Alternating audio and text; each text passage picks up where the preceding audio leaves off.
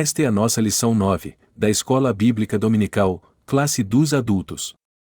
O tema de nossa aula é o seguinte: Uma família nada perfeita. Texto áureo. Não erreis. Deus não se deixa escarnecer, porque tudo que o homem semear, isso também ceifará. Carta aos Gálatas, capítulo 6, versículo 7. Verdade prática. Tudo que os membros da família plantarem, colherão. Essa é uma lei universal de Deus, que pode ser constatada na própria natureza. Leitura bíblica em classe, segundo livro de Samuel, capítulo 3, do versículo 2 ao 5, depois, capítulo 5, do versículo 13 ao 15. Depois leremos o capítulo 12, do versículo 10 ao 13.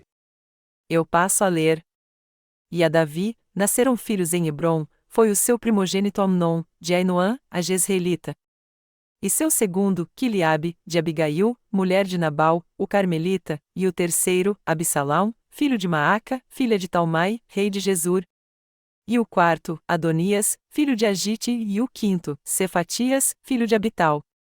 E o sexto, Itreão, de Eglá, também mulher de Davi, estes nasceram a Davi em Hebrom. E tomou Davi mais concubinas, e mulheres de Jerusalém, depois que viera de Hebrom, e nasceram a Davi mais filhos e filhas.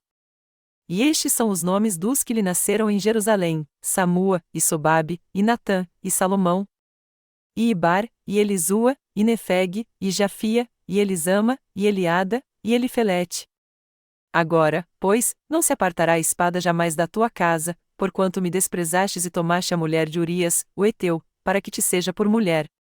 Assim diz o Senhor: eis que suscitarei da tua mesma casa o mal sobre ti, e tomarei tuas mulheres perante os teus olhos, e as darei a teu próximo, o qual se deitará com tuas mulheres perante este sol. Porque tu fizeste em oculto, mas eu farei este negócio perante todo Israel, e perante o sol. Então disse Davi a Natã: Pequei contra o Senhor. Introdução. A despeito de ter sido um grande rei e líder em Israel, Davi não foi o mesmo como pai. Nesta lição, estudaremos as consequências que uma família pode sofrer quando os pais não assumem os papéis que Deus espera deles. A história dramática dos pecados na família de Davi pode nos fazer refletir e tem muito a nos ensinar. Veremos que essa família não era funcional, e por causa das omissões do rei, presenciou episódios de incesto, rebelião e morte. Ponto 1. O rei Davi e sua grande família. Subponto 1. Davi, o ungido por Deus. O livro de 1 de Samuel mostra a decadência do reinado de Saul, e o processo da escolha de Deus a respeito de um homem segundo o seu coração, para assumir o lugar do primeiro rei de Israel. Assim, Deus levou Samuel à casa de Jessé, o belemita, pois ali havia separado o novo rei ungido de Deus, Davi. Nesse momento, a Bíblia diz que desde aquele dia em diante, o Espírito do Senhor se apoderou de Davi. Subponto 2. Davi, o homem de Deus. O Espírito do Senhor operou poderosamente na vida de Davi. Não havia dúvida de que Deus o capacitara para desempenhar a importante missão na monarquia de Israel, reunificar a nação. Ao longo dos capítulos de 2 Samuel, constatamos que o rei Davi foi bem-sucedido em seu propósito. Paulatinamente, as tribos foram reconhecendo a sua autoridade real. Assim, Davi unificou a monarquia e foi vitorioso em tudo o que o Senhor era com ele para realizar. Subponto 3. A grande família de Davi. Entretanto, a despeito de o rei Davi ser ungido por Deus, e o homem segundo o seu coração, ele entendeu que podia ter várias esposas e concubinas. Naturalmente, com todos esses casamentos, Davi teve mais de 20 filhos. Ao ter tantos filhos e filhas, acabou caindo na displicência com eles. Ele priorizou apenas os assuntos do reinado de Israel, como principal atividade, suas conquistas territoriais com muitas guerras, e esqueceu-se de que tinha famílias espalhadas em vários lugares. Seus filhos tornaram-se problemáticos em suas vidas pessoais. Ponto 2. Filhos e parentes na casa de Davi. Subponto 1. Tamar. Era filha de Maaca. Esta era filha do rei Talmai, de Gesur, e mãe de Absalão, e este, portanto, irmão de Tamar, uma mulher bonita e virgem. Sua beleza atraiu a Amnon, seu meio-irmão, o filho primogênito de Davi com Ainoã. Sub-ponto 2. Absalão. Era irmão de Tamar, filho de Maaca e terceiro filho do rei Davi. Nos capítulos 13 a 19, de 2 Samuel, sua história está registrada em detalhes. Seu nome tem a ver com paz, mas ironicamente sua história nada tem a ver com ela. Absalão assassinou Amnon, seu meio-irmão, conspirou, e rebelou-se contra o seu pai, o rei Davi. Sub-ponto 3. Amnon. Quando Davi ainda não havia assumido o trono de Israel, mas já era o escolhido de Deus para reinar, casou-se com Ainoã e gerou Amnon. Feito homem, entre outros irmãos nascidos, Amnon demonstrou ser desajustado emocionalmente e dominado por paixões carnais. Foi por causa desse comportamento que ele se apaixonou doentiamente por sua meia-irmã, Tamar. Amnon ficou doente de angústia e de desejo incontinente por ela e por isso não comia nem bebia, totalmente dominado por essa paixão e ao mesmo tempo desconhecida por Tamar. Sub-ponto 4. Jonadab, um conselheiro do mal.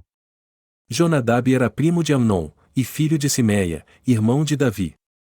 Segundo o que a Bíblia registra, era homem sagaz e de maus pensamentos em seu coração. O mal sempre atrai o mal, e por isso, esse homem induziu Amnon a satisfazer sua paixão com um plano de mentira que envolvia Davi e Tamar, a vítima dessa situação. Jonadab é o tipo do amigo que não se deve ter por perto quando se vive algum problema pessoal ou familiar. Ele é um exemplo concreto de mau conselheiro. Ponto 3. O problema moral na família de Davi. Sub-ponto 1. As consequências de sua falta de domínio próprio. O capítulo 11, de 2 Samuel relata o adultério do rei Davi. O capítulo 12, registra o confronto do profeta Natã ao pecado do rei. Mesmo tendo reconhecido seu pecado de adultério, dissimulação e assassinato, o rei Davi não pôde evitar as consequências do seu pecado. Incisivo e fiel à mensagem divina, o profeta Natã disse ao rei: Eis que suscitarei da tua mesma casa o mal sobre ti, e tomarei tuas mulheres, perante os teus olhos, e as darei a teu próximo, o qual se deitará com tuas mulheres, perante este sol. 2 Samuel, capítulo 12, versículo 11. Assim, não demorou muito para que um dos filhos coabitasse com as concubinas do próprio pai, e o envergonhasse publicamente em Israel. Sub-ponto 2. Incesto e morte na família. Outro caso alarmante foi o pecado de incesto do filho mais velho de Davi, contra a própria irmã Tamar, conforme 2 Samuel capítulo 13. A consequência inevitável disso, na família do rei, foi o ódio alimentado por Absalão, até matar seu meio-irmão, Amnon, como vingança pelo abuso que sua irmã Tamar sofreu. O relato de Amnon e Tamar está repleto de sagacidade, de sutileza e de mentira a fim de atrair a inocente Tamar para um laço indigno. Tudo muito doentio e pecaminoso. Depois de ter se deitado com sua meia-irmã, humilhando-a, Amnon a desprezou completamente. E o rei Davi soube do fato, irou-se, mas não fez nada contra Amnon. Em suma, uma das consequências trágicas desse comportamento do rei foi a tragédia anunciada da família. Absalão matou Amnon. E mais tarde, ele cavou sua morte precoce, após desencadear uma rebelião contra o próprio pai, a fim de tomar-lhe o trono. O rei chorou amargamente a morte de seu filho, Absalão, conforme 2 Samuel, capítulo 18, versículo 33. Sub-ponto 3. Vigilância, proximidade e exemplo. Essa história, do problema moral na família de Davi, ensina a todos os pais a respeito da importância da vigilância, da proximidade e do exemplo na família. É muito importante desenvolvermos uma relação sóbria e equilibrada com os nossos cônjuges, filhos, parentes e pessoas próximas da nossa família. Infelizmente, não estamos livres de deparar-nos com problemas morais difíceis na família. Por isso, é preciso que os pais façam a sua parte, acompanhando de perto o que acontece nos lares. Sobretudo, fazendo isso por meio do exemplo de quem busca viver, para a glória de Deus, dentro de casa. Conclusão. Vimos que a família do rei Davi era disfuncional, o que trouxe problemas de longo prazo para toda a família. Por isso, é preciso cultivar os valores da palavra em nossos lares, que os pais exerçam seus papéis em casa, transmitindo esses valores e acompanhando de perto os seus filhos, que os cônjuges tenham um relacionamento que traga equilíbrio e segurança aos filhos. A vida cristã em família é a maior prevenção contra os desajustes da atualidade.